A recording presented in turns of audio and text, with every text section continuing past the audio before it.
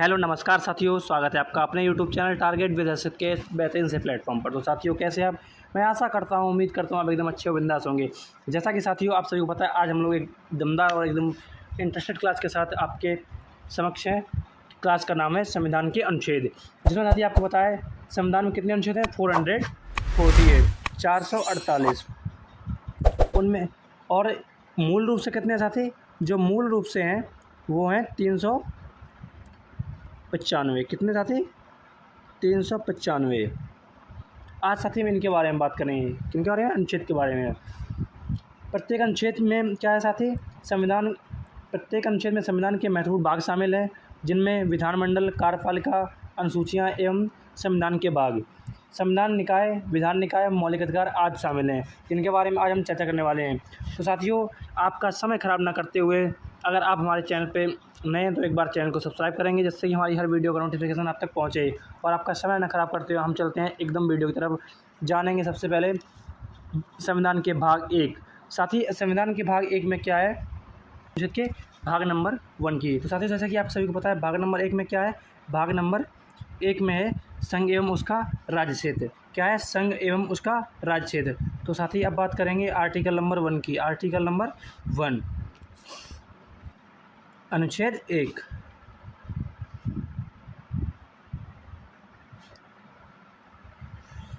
अनुच्छेद, इसमें क्या है? संघ का नाम व राज्य क्षेत्र। संघ का नाम व राज्य क्षेत्र इसमें बताया गया है। इसके बारे में क्या कैसे करना है वो इसमें समझाया गया।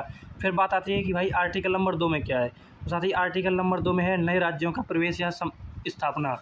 जैसे किसी नए राज्य का प्रवेश या स्थापना बनाना है तो वो क्या करना है? स्थापना करना है, तो अनुच्छेद 2 के अनुसार इसमें किया जाएगा। फिर क्या है? बात करेंगे अनुच्छेद नंबर 3 की। साथियों, अनुच्छेद नंबर 3 में है राज्य का निर्माण एवं सीमाओं या नामों में परिवर्तन। राज्य क्षेत्र। अनुच्छेद 3 में क्या है? राज्य का निर्माण किया जा सकता है, सीमाओं या नामों में परिवर्तन किया जा सकता है। अब साथ ही बात करेंगे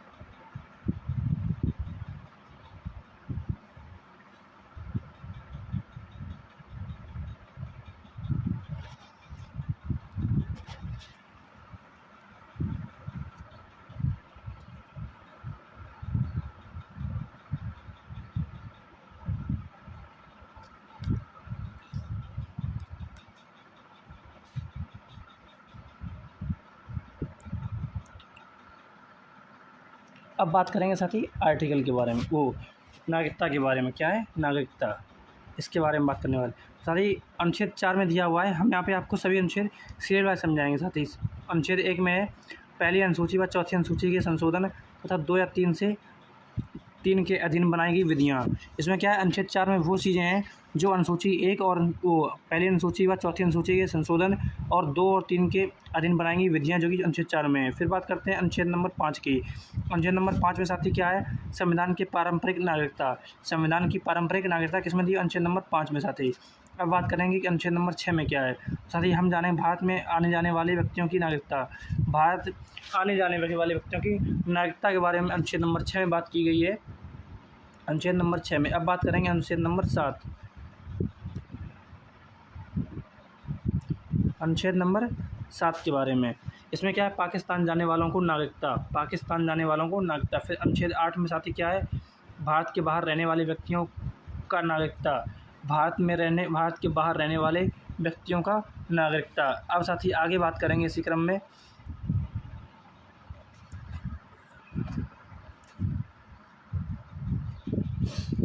अनुच्छेद नंबर 9 की। अनुच्छेद नंबर में साथी क्या दे रखा है? 9 में विदेशी राज्य की नागरिकता लेने पर भारत का नागरिक न होना। अनुच्छेद नंबर 9 में क्या है? विदेशी राज्य की नागरिकता न लेने पर भारत का नागरिक न होना। जैसे कि कोई व्यक्ति विदेशी नागरिकता को ग्रहण करता है तो वो क्या है? भारत का नागरिक नहीं रहता है, तो उसके बारे में अनुच्छेद 9 में बात की गई है। फिर बात करते हैं अनुच्छेद नंबर 10, नागरिकता के अधिकारों का बना रहना। नागरिकता के अधिकारों का बना रहना। फिर आए अनुच्छेद 11 में संसद द्वारा नागरिकता के लिए कानून का विनियमन। अब बात करेंगे आपके मौलिक कर्तव्यों की, मौलिक अधिकारों की। क्या साथी? मौलिक अधिकारों की। अब हम लोग बात करने वाले हैं आपके मौलिक अधिकारों की, जो कि अनुच्छेद 12 से लेके और भी आगे तक 17 में है। अब बात करेंगे अनुच्छेद नंबर 12। साथी 12 में क्या है? 12 में राज्य की परिभाषा। क्या है? राज्य की परिभाषा। अनुच्छेद नंबर 13 में क्या है? मूल अधिकारों को असंगत या अल्पीकरण करने वाली विधि। फिर अनुच्छेद 14 में विधि के समक्ष समानता, किसी के साथ भेदभाव नहीं किया जाएगा। और फिर 15 में धर्म, जाति या लिंग पर प्रतिरोध। धर्म, जाति, लिंग पर भेद का प्रतिरोध, जो नहीं जैसे धर्म और जाति को लेकर उसका वही भेद करते हैं, तो उसके लिए प्रतिरोध बताया गया है इसमें अनुच्छेद नंबर 15 में। अब बात की जाएगी अनुच्छेद नंबर 16 की। अनुच्छेद नंबर 16 में क्या है साथी? अनुच्छेद नंबर 16 में बताया गया है लोक नियोजन में अवसर की समानता। लोक नियोजन में क्या होता है? अवसर की समानता। अब आगे अनुच्छेद नंबर 17। अनुच्छेद नंबर 17 में अस्पृश्यता का अंत। अस्पृश्यता का अंत यानी छुआछूत जैसी समस्याओं का अंत। फिर अनुच्छेद 18 में उपाधियों का अंत। अनुच्छेद 19 में वाक की स्वतंत्रता, बोलने की, वही कि हम बोल भी सकते हैं। अनुच्छेद नंबर 20 में अपराधों की सिद्धि के संबंध में संरक्षण। अपराधों की सिद्धि में 2 सिद्धि में संरक्षण। अब बात करेंगे आगे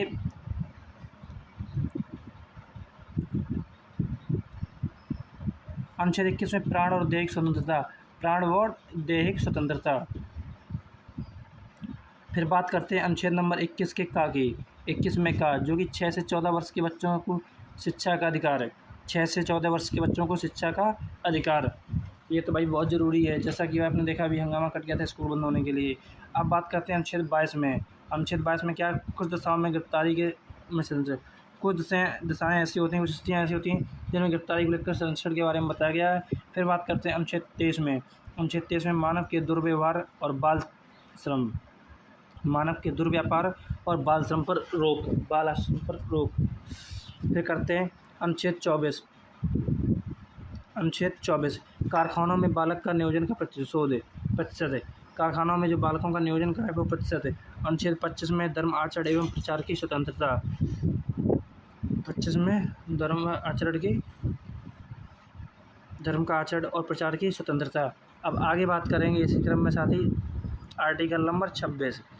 आर्टिकल नंबर 26 में साथी कहता क्या है? धार्मिक कार्यों के प्रबंध की स्वतंत्रता। कोई भी अपना धार्मिक कार्य किसी भी तरीके से कर सकता है। फिर बात करेंगे अनुच्छेद नंबर 27 की। अनुच्छेद नंबर 27 इसमें क्या है? अनुच्छेद 27 में किसी भी व्यक्ति को ऐसे कर देने के लिए वहन नहीं कर सकता है जिसकी आय किसी विशेष धर्म अथवा धार्मिक संप्रदाय की उन्नति या पोषण में व्यय करने के लिए विशेष रूप से निश्चित कर दी गई है। अब बात करेंगे अनुच्छेद 28 में। अनुच्छेद 28 में क्या है? राज्य विधि में पूर्णतः पोषित किसी शिक्षा संस्था में कोई धार्मिक शिक्षा नहीं दी जाएगी। भाई राज्य विधि से पूर्णतः पोषित किसी भी शिक्षा संस्थान में किसी भी धार्मिक शिक्षा के लिए प्रोत्साहित नहीं किया जाएगा। इसके बारे में किसमें? आर्टिकल नंबर 28 में।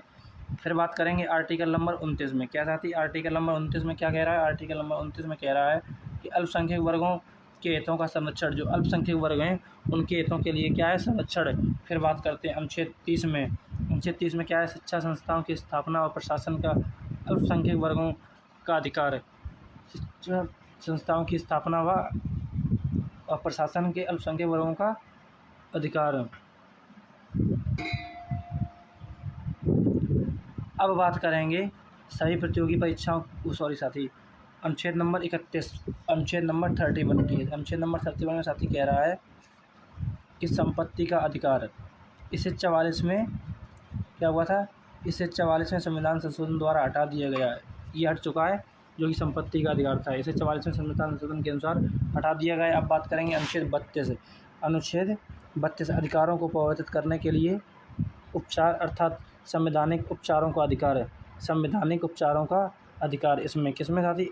32 में। अब बात करेंगे अनुच्छेद 33 में। अनुच्छेद 33 में संसद यह शक्ति प्रदान करती है कि सैन्य बलों और सुरक्षा एजेंसियों के सदस्यों के मौलिक अधिकारों को प्रतिबंधित कर सकती है। इनके अधिकारों को संसद को यह शक्ति प्रदान करती है कि वह सैन्य बलों व सुरक्षा एजेंसियों के सदस्यों के मौलिक अधिकारों को प्रतिबंधित कर सकती है।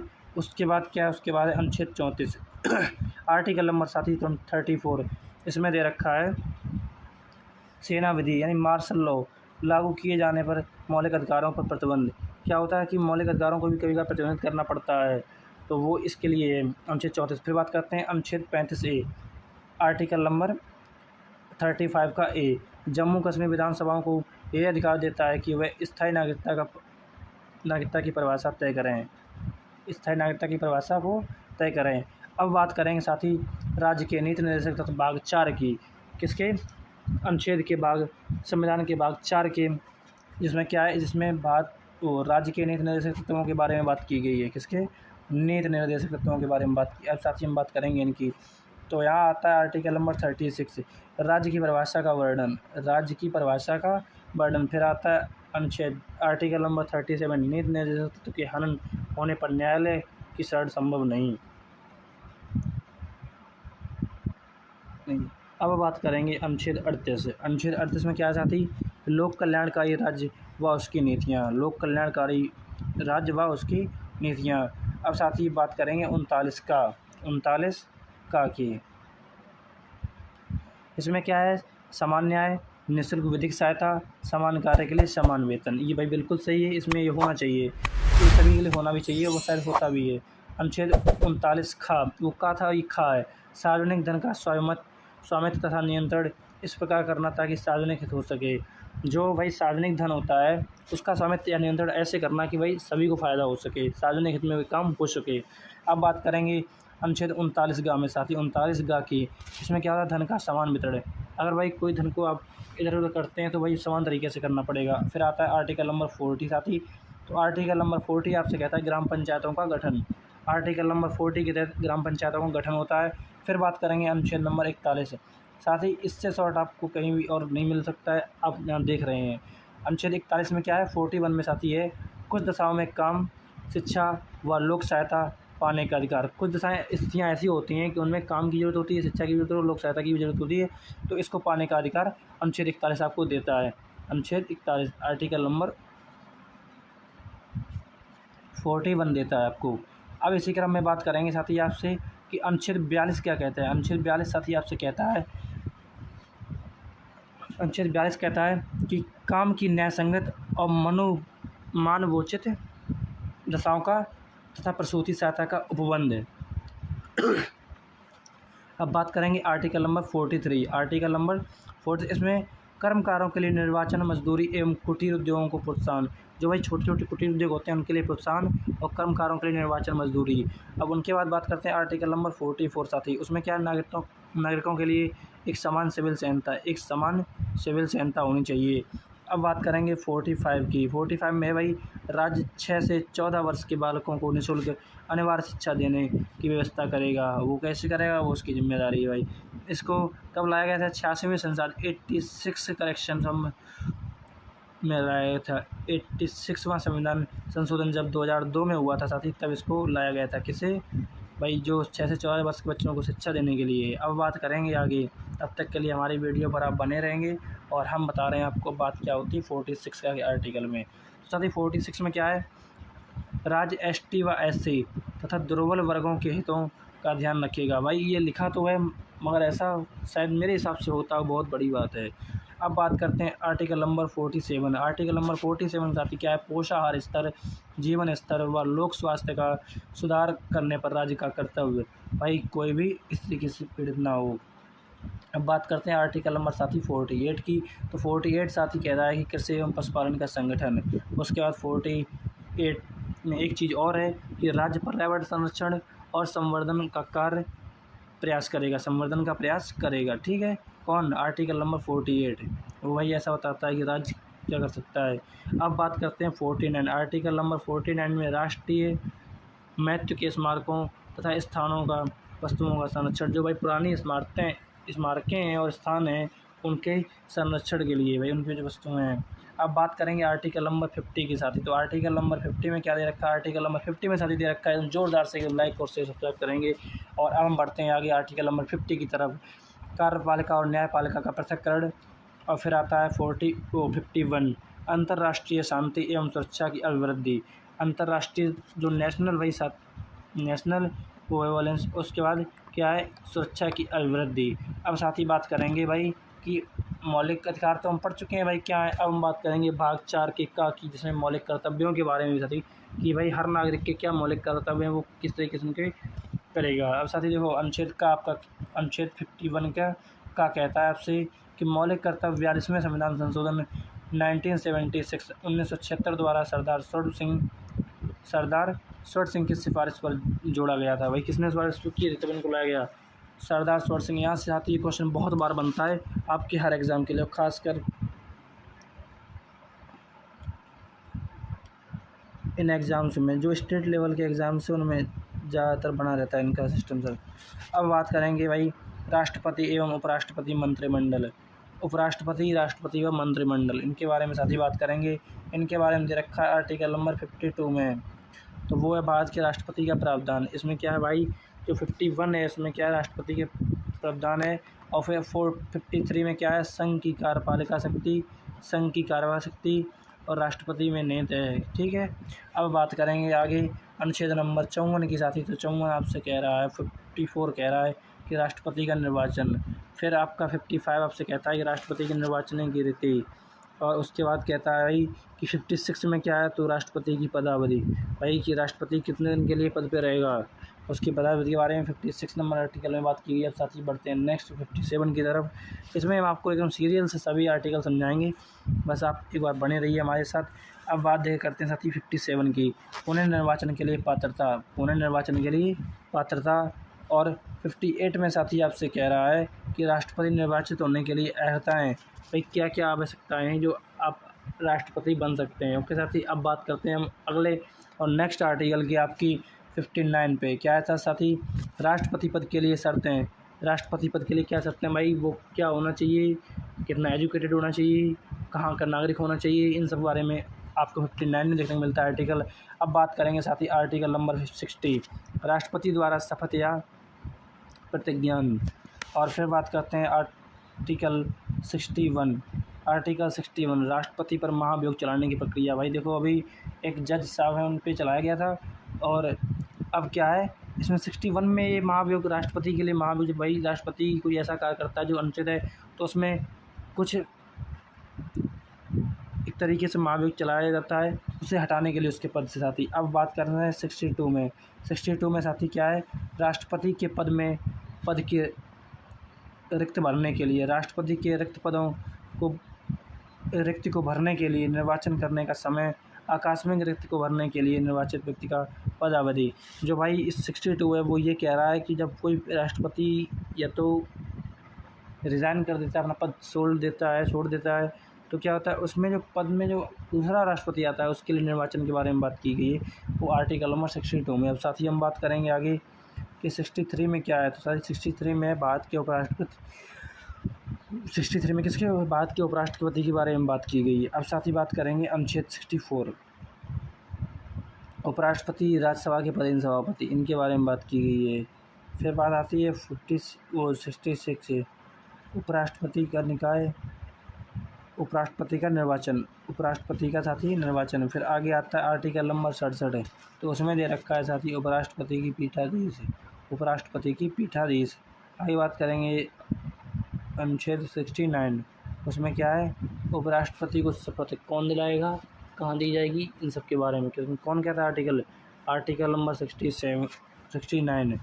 अब साथ ही हम बात करेंगे आगे आर्टिकल नंबर 72 में साथी आपसे कह रहा है कि क्षमादान या दंडादेश, क्षमादान या दंडादेश की लघुकरण की शक्ति। भाई क्षमादान है वो, उसके बाद दंडादेश, दंड का आदेश दिया गया था, जैसे 5 साल का दिया तो उसको कम कराने के लिए लघुकरण की शक्ति इसमें आर्टिकल नंबर 72 में। फिर आप बात करते हैं 64 की। यहाँ क्या है, मंत्रिपरिषद जिसका प्रधान मंत्रिपरिषद के साथी, तो उसका क्या है, उसका प्रधान कौन होता है, मंत्रिपरिषद का प्रधान होता है प्रधानमंत्री। फिर बात करते हैं आपके आर्टिकल नंबर 75 की। आर्टिकल नंबर 75 में साथी मंत्रियों के बारे में अनुबंध, मंत्रियों के बारे में अन्य उपबंध के बारे में बात की है साथी। अब बात करते हैं अनुच्छेद नंबर 76, जहाँ भारत के न्यायवादी के बारे में बात की गई। भारत का न्यायवादी कौन होता है वो आप हमें कमेंट में बताएंगे साथी। अब बात करते हैं साथी संसद के बारे में। क्या है संसद से जुड़े क्वेश्चन, ये साथी आपको हर एग्ज़ाम में, हर कॉम्पिटिटिव एग्ज़ाम में देखने को मिलेंगे। इसी क्रम में हम आपसे बात करते हैं वह आगे आर्टिकल में। आर्टिकल नंबर 79, इसमें क्या है, संसद का गठन करने की बात कही गई है, उसके बारे में बताया गया है। किसका, संसद का गठन, कौन से आर्टिकल में, 79। साथी बहुत झट से याद हो जाएगा आप करना चाहेंगे तो। और साथ ही अब बात करेंगे अनुच्छेद नंबर 80। अनुच्छेद नंबर 80 में क्या है, राज्यसभा की संरचना, राज्यसभा की संरचना। फिर आता है आर्टिकल नंबर 81, लोकसभा की संरचना। इसमें क्या था, राज्यसभा की संरचना थी और इसमें क्या है, लोकसभा की संरचना। अब आता है 85 का, संसद के 17 के एवं विघटन। इसमें भाई साहब विघटन और 17 की बात की गई, जो संसद में चलता है उसके बारे में। अब बात करते हैं आर्टिकल नंबर 87, राष्ट्रपति का विशेष अभिभाषण, राष्ट्रपति का विशेष अभिभाषण। अब साथ ही इसी क्रम में आपसे बात करूंगा मैं राज्यसभा का सभापति एवं उपसभापति, इसके बारे में, जो कि आर्टिकल नंबर 89 में इनके बारे में बात की गई है कि क्या कैसे कब होगा। फिर बात आती है आर्टिकल नंबर साथ ही 19 की, 90, तो वो है उपसभापति का पद जब रिक्त होता है या वो करता है या पद से हटाया जाना, ये उसके लिए होता है 90 के लिए। अब आर्टिकल 93 में बात करेंगे क्या है इसके तहत। इसके तहत साथ ही लोकसभा के अध्यक्ष और उपाध्यक्ष है, लोकसभा के अध्यक्ष व उपाध्यक्ष है। अब बात करेंगे 94, साथ ही 94 में क्या है, राष्ट्रपति एवं उपाध्यक्ष का पद रिक्त होना, पद त्याग और पद से हटाया दिया जाएगा। ये 94 में भाई उसको क्या करना है, पद से हटना है, क्या करना है, इन सब के बारे में साथी। अब बात करेंगे आपके आर्टिकल नंबर 97 की। आर्टिकल नंबर 97 साथी आपसे कह रहा है कि सभापति और उपसभापति तथा अध्यक्ष और उपाध्यक्ष, साथी यहाँ पे थोड़ी मिस्टेक है, यहाँ उपाध्यक्ष होना चाहिए। ओके, मैं आपको इधर लिखे दे रहा हूँ। उपाध्यक्ष के वेतन और भत्ते के बारे में साथी बात की गई है। भाई देखो, इनके वेतन भत्ते के बारे में बात की जाती है किस आर्टिकल में, आर्टिकल नंबर 97 में। अब साथ ही इसी क्रम में बात करेंगे हम आर्टिकल नंबर 99। तो आर्टिकल नंबर 99 कहता है सदस्यों द्वारा शपथ या प्रतिज्ञा, जो नहीं आपको देखा हो जगह जब कोई प्रधानमंत्री बनता है, कुछ भी बनता है, इलेक्शन जीतता है तो उसको शपथ दिलाई जाती है। साथ ही इसी के बारे में इसमें बात की गई है। अब बात करेंगे आर्टिकल नंबर 106 की, 106 की। तो साथी वो है संसद सदस्यों का वेतन एवं भत्ता, उनके बारे में बात की गई। अब बात आती है अनुच्छेद 108, आर्टिकल नंबर 108, संसदों के संयुक्त अधिवेशन। फिर बात आती है अनुच्छेद 110, 110, धन विधेयक की परिभाषा इसके अंतर्गत। फिर आप इसी क्रम में हम पढ़ रहे हैं और अब हम आगे की चर्चा करेंगे नेक्स्ट पार्ट में वीडियो के। तब तक के लिए आप हमारे साथ बने रहिए और लाइक और कमेंट के माध्यम से बताइए कि आपको हमारा वीडियो कैसा लगा। और हमारी वीडियो आप तक सबसे पहले बचे, उसके लिए चैनल को सब्सक्राइब करें। धन्यवाद, मिलते हैं अगली वीडियो में।